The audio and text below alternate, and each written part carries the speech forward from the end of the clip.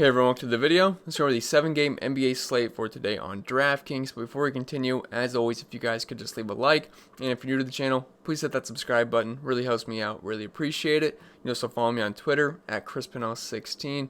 And if you're interested in the spreadsheets that I build every single night for the NBA season, links in the description below for my Patreon. You get access to my projections that I update all the way up until lock or even after if there's some big news that drops. My entire data sheet that is color coordinated, so you know what's good, what's bad. The advanced statistics I like to use on here on the videos, and you can just have it all in front of your face. Vegas totals, all that good stuff, my cheat sheets, my core plays, my Discord chat where you can ask me all the questions you want, bug me as much as you want, or just come and hang out. We got a lot of people in there, and it's just kind of fun to hang out with them. A lot of good people in there. No one's going to make fun of you or anything. Maybe just a little bit, but nothing too serious. And never done this before, but I am feeling generous, and tomorrow is the start of a new month, so I figured I might just give away a free month of my Patreon. So in the comments below, I want to know how many points you think how many DraftKings points you think LeBron's going to score on today's slate. And obviously, whoever's the closest, I'll give you access to a free month of my Patreon and my Discord chat as well. So comment below. Obviously, you got to comment before 10:30 Eastern time when the game starts, and if you don't, it doesn't count. But comment below how many points you think LeBron's going to score. And I think it's going to be it for that. So without further ado, let's get into today's slate. And speaking of LeBron, he's up top at 10,300. And as you can see, we have a lot of players to talk about, but that's just because there's some going to be guys going to be out for this slate. So it opens up a lot of other value plays or just some mid-range plays. But LeBron, he comes in up top at 10,300, and he is the lock of the slate. Not sure how you don't play him here, and I hate to say it, but you know, Kobe Bryant, obviously, he's gone now, and LeBron, he is going to be on a mission for the Lakers. He is going to want to come out just and absolutely demolish the league at this point. So, I mean, first game back, LeBron's going to be absolutely amped up to play out, to ball out for Kobe. So, 10,300, I don't like to use external factors really, but, I mean, Narrative Street here is alive. So, LeBron, got to have interest here at 10,300. He's going to be on an absolute mission.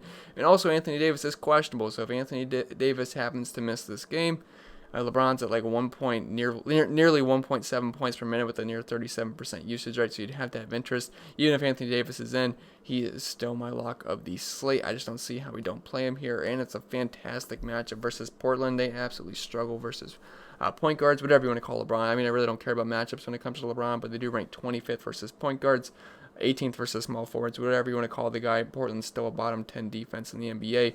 So obviously love the spot here for LeBron, and I think he absolutely smashes. He's going to want to come out, he's at home in front of the Lakers crowd. I mean, he's going to ball out for the fans. He's going to want to ball out for Kobe. So this makes a ton of sense here to like LeBron.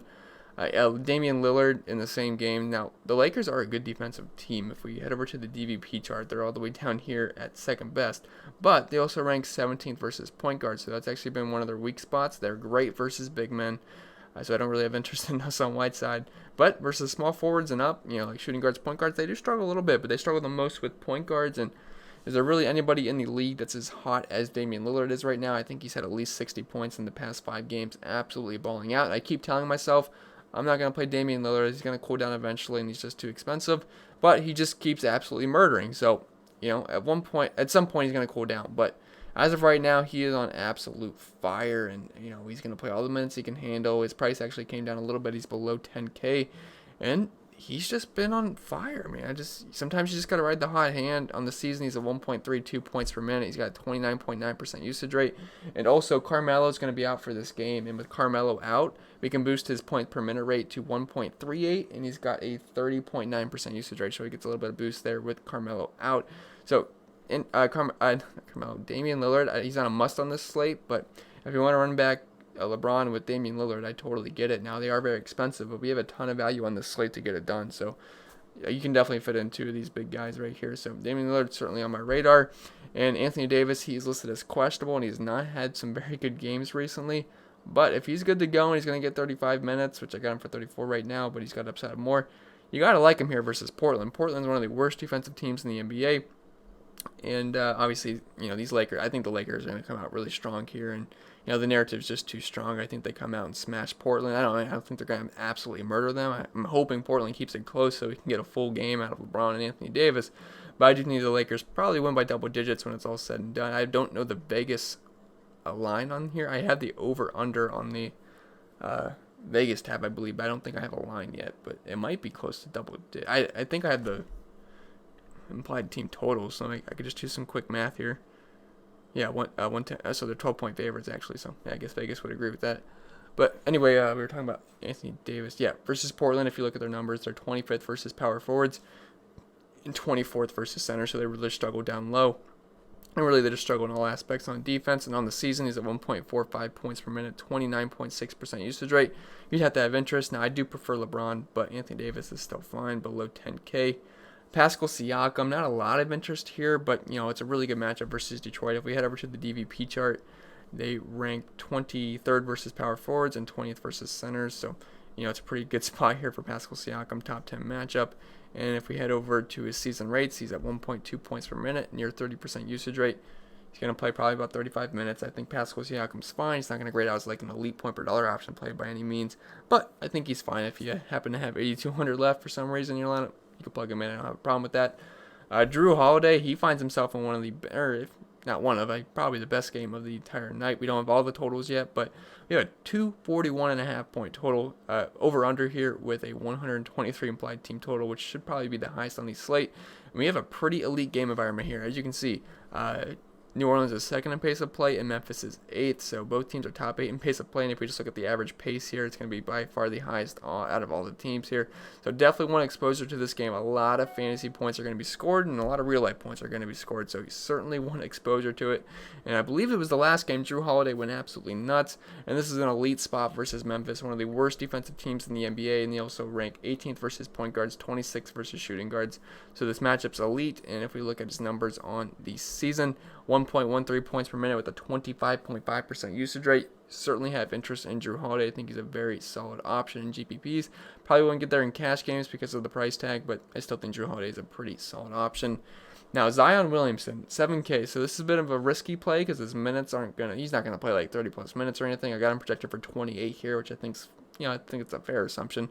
And 7K, it's actually not that bad. Again, I want exposure to this game. You're going to see a lot of players from this game on our first look video here, but it's just because we got a 241 total. We cannot ignore that. And a lot of the people are pretty fairly priced, so it's not like we're breaking the bank here.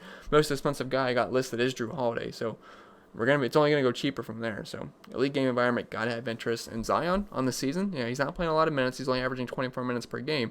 But when he's been on the court, he's at 1.31 points per minute, which is not bad at all. That's 4th best on the entire slate.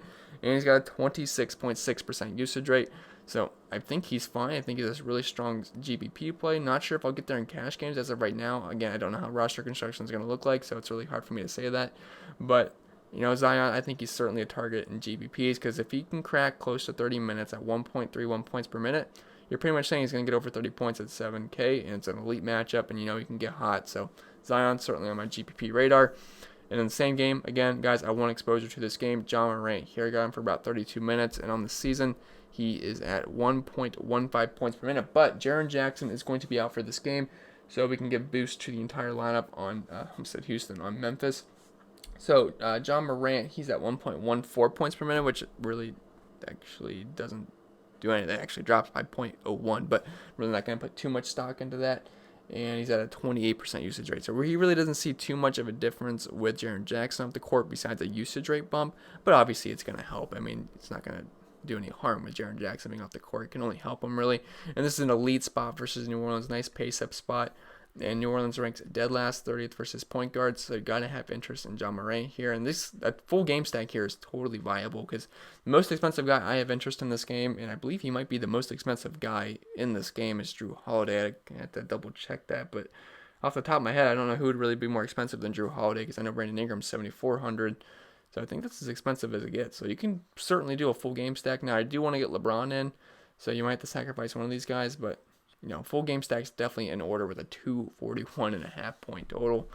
Serge Ibaka, he comes in at 32, at 6,900, had him for 32 minutes.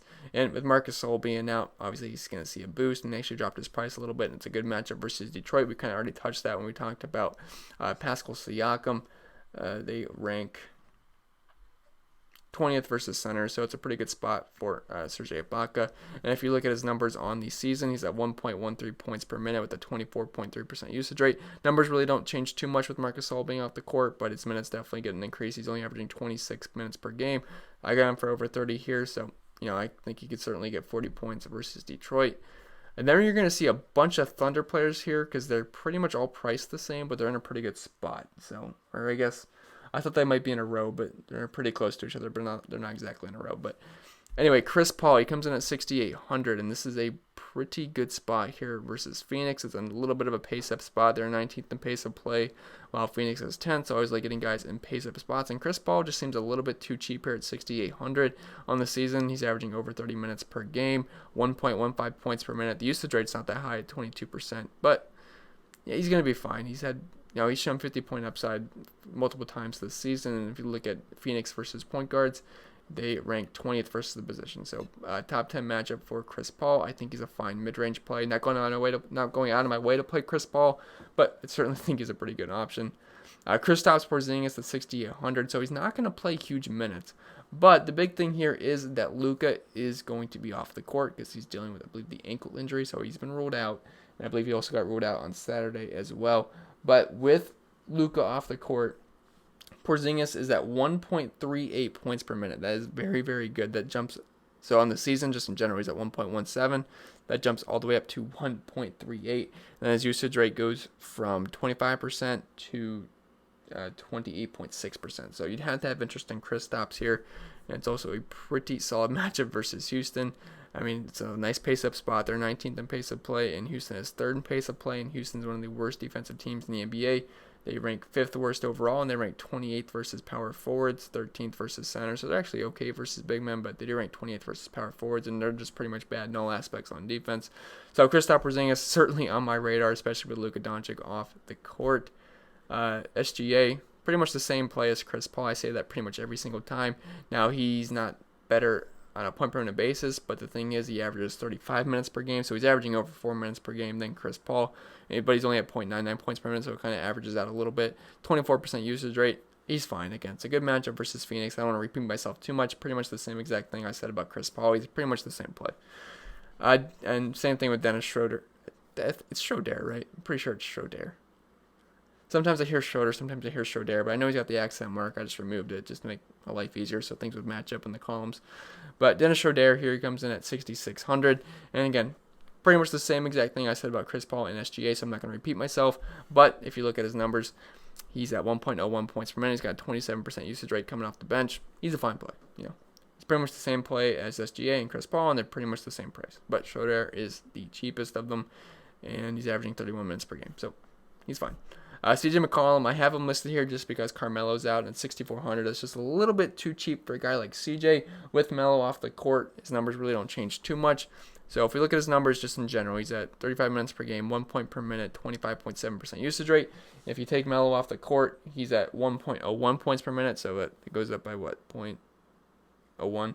And then he gets a 27.3% usage rate, so it goes up about 2%. So not a big boost for CJ, but he's going to play as many minutes as he can handle, and the Lakers do struggle with guards, so you can certainly look his way. At 6,400, I mean, I got him. He's going to be projected for close to 40 points. That's not bad at 6,400.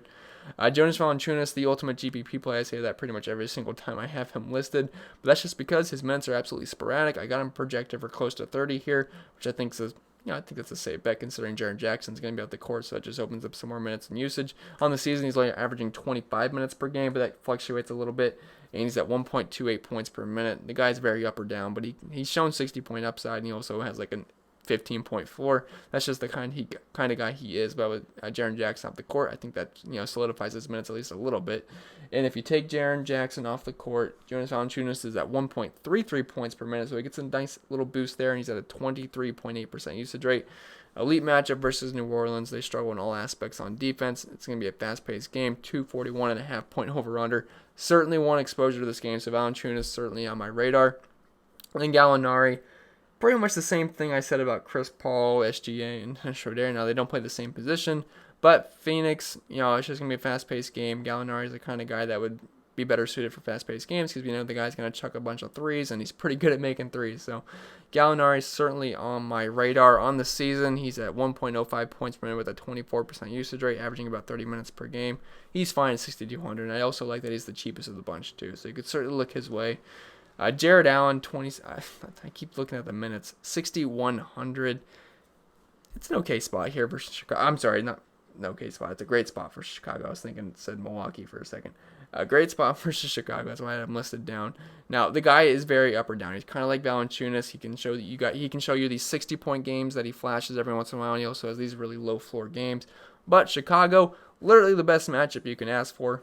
So I was getting confused with Milwaukee for a second. That's why I put him on here because it's an elite matchup. If you look at the DVP chart, Chicago you're going to see some bright greens down here. 30th versus power forwards, 30th versus centers. They are one of the worst rebounding teams in the entire league. Jared Allen, when he's on the court, he should be able to eat these guys up. And he's at 1.07 points per minute on the season. He's only averaging about 27 minutes per game, so that's kind of the thing about Jared Allen. His minutes can fluctuate. If he's playing really well, he can touch 30, if not more. If he's not really doing too much, you could see him only get less than 25 minutes. He's a ultimate GPP play just like Valanciunas, but you can't ask for a better matchup for Jared Allen. And also the Brooklyn Nets play at a pretty fast pace, so they should look to push the pace here a little bit. Now, Chicago does not play that fast, which is, I guess, could be a little bit of a concern. They're only at 16th pace of play, but it's not like they play like slow like the Jazz or Magic, so it's not going to be too bad. So Jared Allen certainly on my radar at 6,100. Dillon Brooks, I want exposure to this game, and he's been playing pretty well. I believe he's had at least 30 points in quite a few games in a row, and again, great pace-up spot versus New Orleans, 241.5 point over-under. And I like getting Dillon Brooks in fast-paced games because the guy has no problem putting up a ton of shots. And on the season, he's at 0.94 points per minute with a 24% usage rate. But if you take Jaren Jackson off the court, Brooks is at 0.99 points per minute with a 27% usage rate. So we can certainly look his way. The guy has no problem putting up a bunch of shots. Not going to be a whole lot of defense going on in this game. I think he's a safe bet for over 30 fantasy points. So certainly have interest in Dillon Brooks. Will Barton, I don't like the matchup too much here versus Milwaukee, but it is a pace-up spot. They're the 28th pace-up play team, and Milwaukee is first, so I like pace-up spots. And 5,800, not bad at all. I mean, I liked him at 6, I believe it was 6K last night. It wasn't a good matchup.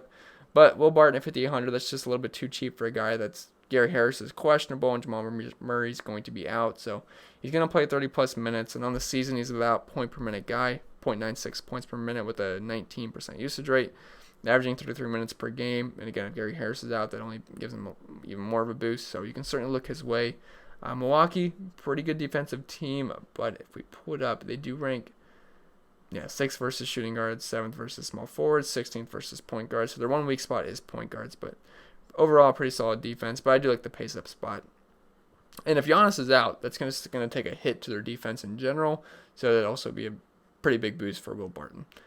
Derek Favors, he comes in at 5,500. Again, just wanting exposure to this game. Memphis is one of the worst defensive teams in the NBA. Got him projected for a little bit less than 30 minutes, but I think that's fine because he's still at 1.15 points per minute on the season. Obviously, he's going to take a bit of a hit with Zion being in, but he's still fine, over a point per minute guy. And, Memphis, they struggle in all aspects on defense. They rank 25th versus centers, 18th versus power forwards, so we can certainly look Derek Favors' way if you just want to keep getting exposure to this game, which I certainly do. Taurean Prince, good matchup versus Chicago as a power forward. Like I said, they rank 30th versus power forward, and they rank 16th versus small forward, so either way, it's a pretty good matchup for Taurean Prince. On the season, he's at 0.89 points per minute, 20% usage rate. Those aren't like amazing numbers, but he's still only 5,200. The guy can shoot a ton of threes, so if he gets hot from deep, can get about 30 minutes. I think he's a fine play. Brandon Clark. So actually in the last game, my projections liked him quite a bit. I didn't really agree with it, but I guess sometimes I should probably listen to my projections. And he ended up having a really good game. Now it helped that Jaren Jackson really didn't play, but also he got into foul. Yeah, he got into foul trouble. But I was thinking he got hurt, but he didn't get hurt. But he got into foul trouble, so it opened up some more minutes for Brandon Clark. But now we know that Jaren Jackson is going to be out, and his price really didn't change. So he's at 4,800, going to get close to 30 minutes in this game. And if you take Jaren Jackson off the court, Brandon Clark's at 1.14 points per minute, which that goes up not much from 1.12. And then you can also give him a 20% usage rate, which comes up from 19%. So, but still, his minutes are going to be a little bit more secure here. I mean, he's only averaging 21 minutes per game in the season. I got him projected for close to 28. So, like the minutes boost, 4,800, he should grade as one of the better point per dollar options on this slate. And DFS, Dorian Finney-Smith here, it's just because Luke is going to be out. We can give bumps to a lot of these, scrub players on Dallas, including him. It's an elite matchup versus Houston. I mean, they're just so bad on defense, and it's a nice pace-up spot for the Mavericks here. Yeah, Houston ranks 27 for shooting guards, 26 for small forwards, 28 for power forwards. You name it, they're pretty bad at it. And let me pause this really quick. Got to check on something. Okay, I'm back. I realized I just forgot a couple players because I kept glancing down, and I just forgot a couple of guys, so I added them in. But we didn't pass them, so I think we were talking about DFS, but yeah, Dorian Finney-Smith. So he's fine. He's with Luka off the court. He's at 0.84 points per minute. So nothing too exciting, but 4,400, not a bad price and a good matchup versus Houston. So you can certainly look his way. Going down to Kyle Kuzma. So he's pretty much, if Anthony Davis is out, he'd be one of the locks of the slate. And I actually think he's still a pretty fine play with even Anthony Davis playing, because I still got him for like 24 minutes, because this is assuming Anthony Davis is in. If Anthony Davis is out, he's going to play 30 plus minutes, and his usage rate, it's going to take a pretty big spike, and so is his point per minute rate. So on the season, Kyle Kuzma, I believe, is at 0.84. That gets close to a point per minute with Anthony Davis off the court. And I mean, this is an elite spot here versus Portland. I already went over their defense, one of the worst defensive teams in the NBA. But if Anthony Davis is out, you can certainly look Kyle Kuzma's way. And even with Anthony Davis in, Kyle Kuzma might not be the worst play in the world at 3,900. I know some guys are playing this guy at around 5K, which it's pushing it a little bit, but 3,900 pretty much should be a free square if Anthony Davis happens to be out, because he is listed as questionable, so again, keep him on your radar. Jalen Brunson, he's going to grade out as pretty much the best point per dollar option play on the entire slate. He's pretty much the lock of the slate for me. He's probably going to get close to 30 minutes here, and at 3,800, I mean, there's no reason not to like him. It's a good spot versus Houston, nice pace-up spot. Big thing here is that Luke is going to be off the court, and Houston does rank 22nd versus point guards, but like I said, Luka will be off the court, and if you look at his numbers with Luka off the court, it's not on the page, but Brunson's at 1.04 points per minute with a 22% usage rate. So if you're telling me Brunson's going to get close to 30 minutes here, and he's over a point per minute guy with him off the court, if you're going to give me about 30 minutes, about 30 fantasy points from a guy that's 3,800, sign me up. And I think that's what I'm going to get from Jalen Brunson here. A nice pace-up spot. Everything makes sense for him, so definitely have interest. JaVale McGee, 3,800, just seems a little bit too cheap here. And if Anthony Davis is off the court, he's going to be close to a lock button for me. I say close, but because he's burned me a couple of times, but the numbers are just too good for him to fade him, because with Anthony Davis off the court, McGee's at about 1.2 points per minute with over a 20% usage rate. On the season, he's at 1.16 points per minute, so he's really good on a point per minute basis. You have to imagine you get over 20 minutes.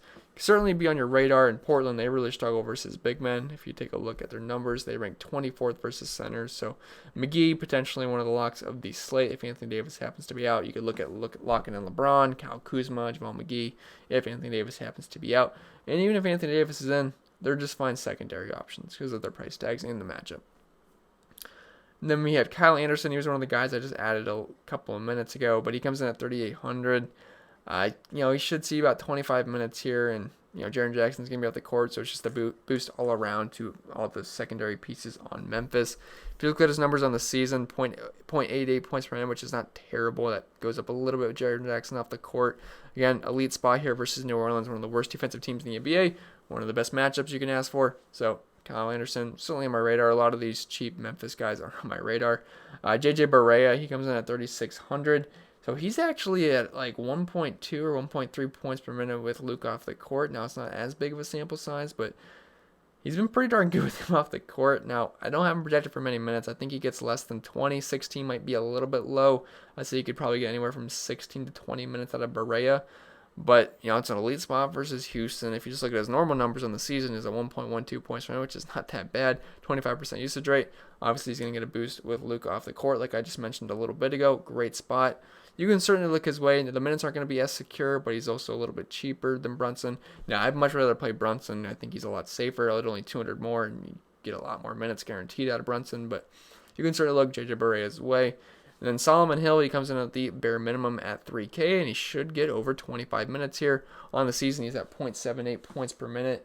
But if you take Jaren Jackson off the court, he is at, I don't have it written down, so it must not have changed too much if I didn't write it down. I only put the guys on here that changed a little bit, so I wouldn't imagine his number changed too much. He's probably about, if I had to guess, he's probably a little bit over 0.8 points per minute. But at 3K, I mean, he's dirt cheap. So again, like I said, it's not going to be a problem to fit in guys like LeBron or Lillard or Davis if you choose to do so. So you could probably pretty easily fit in LeBron and Lillard. Then you got guys like Brunson down here, Javal McGee, Solomon Hill, Barea, Anderson. So there's plenty of value on this slate, and so we're not going to be hunting for value. So you can certainly look at a couple of these guys. I mean, it's going to be very, very easy to fit in LeBron. I expect him to be one of the more popular plays on the entire slate, but deservedly so. But that's pretty much going to be it for the player-by-player rundown here, my first look. So before we get out of here, I do want to talk about the sponsor, OverlayDFS.com.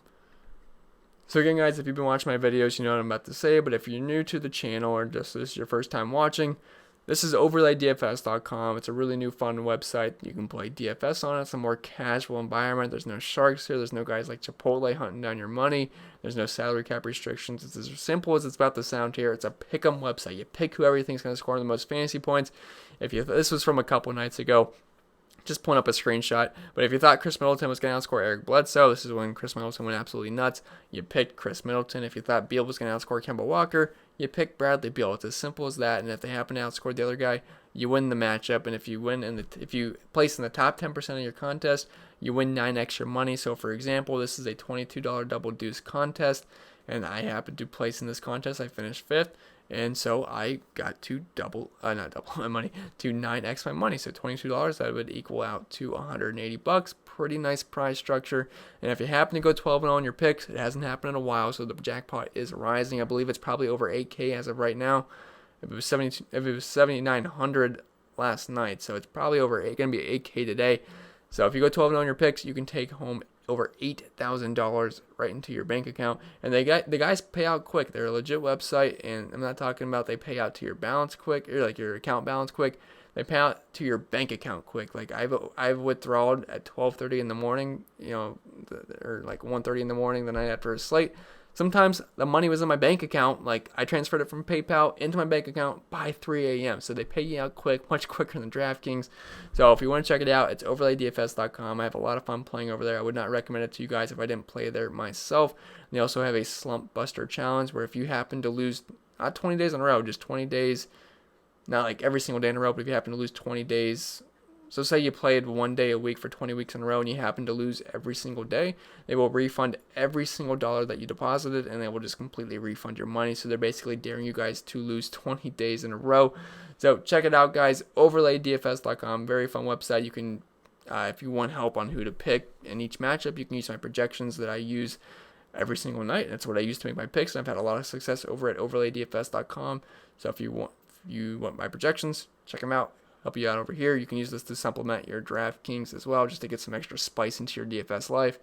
So check it out, guys, and that's going to be it for this video. If it was helpful, remember to leave a like. If you're new to the channel, please hit that subscribe button. It really helps me out. Really appreciate it. Follow me on Twitter, ChrisPennell16. Check out my Patreon, link in the description below. And also, there's no promo code to sign up here. Just sign up, and you don't have to tell them I sent you or anything to sign up. Okay, see you guys in the next video. Enjoy your Friday.